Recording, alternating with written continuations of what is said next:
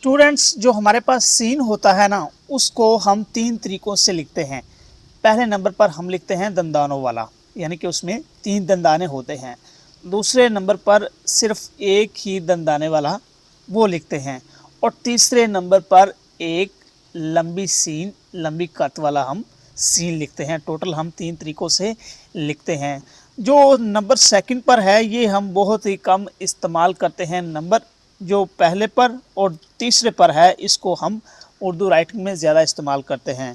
Students, अब सवाल यहाँ ये है कि ये जो हमारे पास ये जो दंदानों वाला सीन है इसको लिखने का तरीका क्या है। तो मैं उस तरीके की तरफ चलता हूँ। जब भी हम दंदाने वाला सीन लिखते हैं तो सबसे पहले ऊपर से, फिर नीचे, और इस तरीके से हम सीन को डालते हैं, यानी कि ये इस तरीके हम स्लो बनाते आते हैं। और इनके दरमियान अगर हम नुक्ता लगाएं तो ये स्पेस देख लें, सिर्फ इतनी स्पेस हो इन दंदानों के दरमियान। यानी कि कुछ स्टूडेंट क्या करते हैं, वो इस तरीके कर देते हैं। अगर हम नुक्ता लगाएं तो देखें कितनी स्पेस है, तो ये क्या है, ये हमारा गलत है। हमने इस तरीके नहीं करना, हमने थोड़ी थोड़ी सी स्पेस रखकर इस सीन को लिखना है कि बस इतनी इतनी थोड़ी थोड़ी सी स्पेस हो, तो ये हमारा क्या होगा, ठीक होगा। अब स्टूडेंट, सवाल यहाँ ये है कि जब हम इसको मुख्तलिफ वर्ड्स के साथ मिलाकर लिखते हैं तो किस तरीके लिखा जाता है। मिसाल के तौर पर हम सीन को लिखते हैं स्वाद के साथ। अब सीन को स्वाद के साथ किस तरीके लिखा जाता है, पहले हम उसी तरीके ही सीन लिखेंगे, ठीक है जी। उसके बाद एक नीचे आके थोड़ी सी लाइन खींच देंगे, ऐसे आके लाइन खींच देंगे, और उसके बाद हम यहाँ स्वाद का जो स्टार्टिंग पॉइंट होता है उसको बनाएंगे और आगे गुलाई करके उसको कंप्लीट कर देंगे। अब ये जो स्वाद का हमारा स्टार्टिंग पॉइंट है इसको हम किस तरीके से बनाते हैं। हमारे पास जो सेब होते हैं, सेब, उसके बीज आपने देखे होते हैं, वो इस टाइप के होते हैं। तो जो स्वाद का स्टार्टिंग पॉइंट है वो हमने इस टाइप का बनाना होता है, तो तब ये हमारा क्या होता है, ठीक होता है। ऐसे ही मिसाल के तौर पर हम सीन को लिखना चाहते हैं बे के साथ, तब कैसे लिखेंगे, तो यहाँ हम वैसे ही दंदानों वाला सीन और बे को इस तरीके हम ऊपर से लाकर इसके साथ मिलाकर लिख देंगे। ये जो हमारा पॉइंट है जहाँ बे और सीन मिल रहे हैं, इसको करने का तरीका है ये है कि जब आप सीन लिखते हैं इस तरीके, इसको थोड़ा सा आपने नीचे खींच देना है। आप इसको ऊपर भी ले जा सकते हैं, ऊपर ले जाके ऐसे मिला सकते हैं। अगर आप ऐसा नहीं करना चाहते तो आप ऐसा करके ऐसे इसको ऊपर ना जाएं, यहाँ तक रखें और इसके ऊपर बे इसको मिला दें। ये तरीका सबसे ज़्यादा बेस्ट और ख़ूबसूरत है। उसके बाद हमारे पास सीन और जो जे का ख़ानदान होता है, सीन और जीम का ख़ानदान, जिसमें जीम, चे, हे, खे, उसको किस तरीके से लिखा जाता है।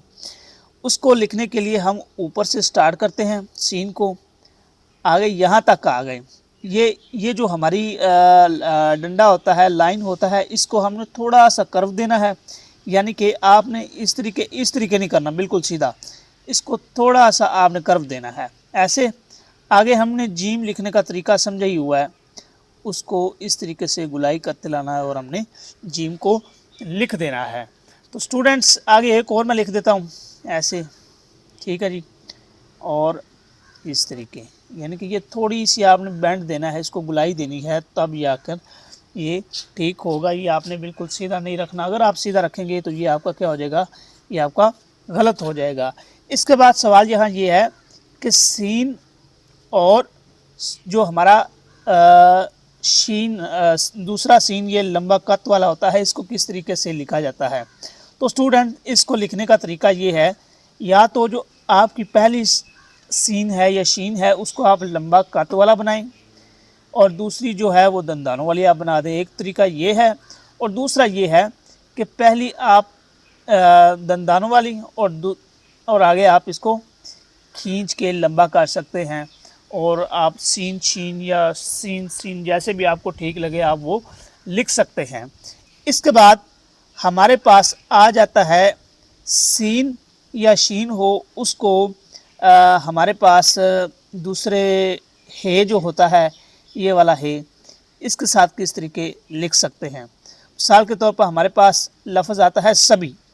उसको लिखने का तरीका ये है कि वैसे ही दंदानों वाला हम दे, यहाँ हम इसको बैंड ला के थोड़ा सा ऊपर, उसके बाद ये है और इसको हम लिख देंगे सभी। ठीक है जी, ये भी एक तरीका है। दूसरा तरीका ये भी है, आप ये भी यूज़ कर सकते हैं, ये बेस्ट है। तो ये हमारे पास सीन को लिखने का तरीका। इसके अलावा हम सीन को छोटी ए के साथ कैसे लिखते हैं, उसको भी लिखने का तरीका ये है कि आप इस तरीके लाएंगे सीन और यहाँ बैंड ही देंगे, जैसे हमने जीम में थोड़ा सा बैंड दिया और यहाँ से आगे आपने गुलाई शुरू कर देनी है। ठीक है जी, तो ये हमारा क्या हो जाएगा, सीन परफेक्ट हो जाएगा। ऐसी है सीन और बड़ी ये। यहाँ हमने क्या किया कि वैसे ही हमने दंदाने बनाए, नीचे चलते आए और आगे से हमने ये को जैसे लिखते हैं वैसे हमने लिख दिया, तो ये हमारा कंप्लीट हो गया। सवाल यहाँ ये है कि सीन और वाव को किस तरीके से लिखा जाता है। जहाँ हम वैसे दंदानों वाला, आगे हम उससे आगे वाव अलहदा बनाएंगे, यानी कि यहाँ हमने ख़त्म किया, इसके आगे हमने वाव अलहदा बना दी। या आप एक और काम कर सकते हैं, ये आपने ख़त्म किया, यहाँ आपने नुक्ता लगाया और नुक्ते के ऊपर से घुमाकर इसको आपने सीन वाव अलिफ लाम सवाल, तो ये भी आपका तरीका ठीक है। इसके अलावा हमारे पास जो सीन आखिरी नंबर पर रह जाता है वो रहता है कि जो सीन होता है उसको हम मिसाल के तौर पर हमने एक मिनट, ये कड़ा है,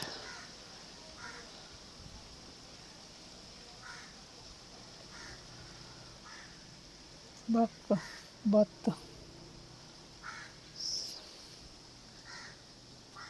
उसके बाद आखिरी नंबर पर हमारे पास रह जाता है कि सीन को अलिफ के साथ किस तरीके से लिखते हैं। स्टूडेंट्स, इस तरीके हम दंदाने बनाएंगे और यहाँ हम लाएंगे, आगे से हमने बिल्कुल सीधा अलिफ डाल देना है। ठीक है जी, यानी कि ये जो बैंड है ना सीन के बाद ये वाला, ये हर जगह पे आलमोस्ट आता है। अगर आप ये बैंड देते हैं, ये आप जीम के साथ भी काम दे जाएगा, यही बैंड आपको सीन बड़ी ए के साथ, यही बैंड आप सीन छोटी ए के साथ, यही बैंड आपको सीन बे के साथ ये काम देता है। तो ये जो बैंड होता है सीन के बाद जो होता है, ये बहुत ही ज़रूरी होता है और इस पर अगर आप प्रैक्टिस कर लें और इसमें आपकी ग्रिप तब होगी जब आप इस पर काफ़ी ज़्यादा काम करेंगे, आप प्रैक्टिस करेंगे, तो ये आप पर आपके लिए बड़ा आसान और इजी हो जाएगा। तो स्टूडेंट्स, आज की वीडियो के लिए इतना ही।